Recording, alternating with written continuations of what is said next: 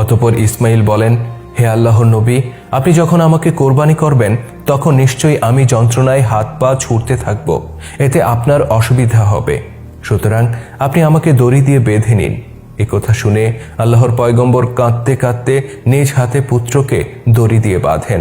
এরপর বুকে পাথর চেপে প্রাণপ্রিয় পুত্রের গলায় ধারালো ছুরি চালিয়ে দেন তিনি। কিন্তু হায়, ছুরি যে ইসমাইলের গলা কাটতে ব্যর্থ। যে ছুরিতে পাথর টুকরো হয়ে যায় সেই ছুরি কিনা ইসমাইলের গলা কাটতে পারছে না। আল্লাহর পয়গম্বর ভাবেন তিনি হয়তো দুঃখ কষ্টে শক্তি হারিয়ে ফেলেছেন। তিনি পুনরায় শরীরের সমস্ত শক্তি ব্যয় করে পুত্রের গলায় চাকু চালান, কিন্তু এবারও তিনি ব্যর্থ হন। অতঃপর তিনি পুত্রকে বলেন, পুত্র, আমি জানি না আজ আমার কি হলো।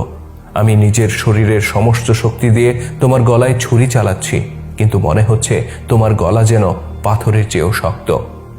ইসমাইল বললেন, পিতা, আমার মৃত্যুর দৃশ্য হয়তো আপনি সহ্য করতে পারছেন না, তাই আপনি বারবার শক্তি হারিয়ে ফেলছেন। আমার কথা শুনুন, এক টুকরো কাপড় দিয়ে আপনি নিজের চোখ বেঁধে নিন, যেন আমার মৃত্যু আপনাকে নিজের চোখে দেখতে না হয়।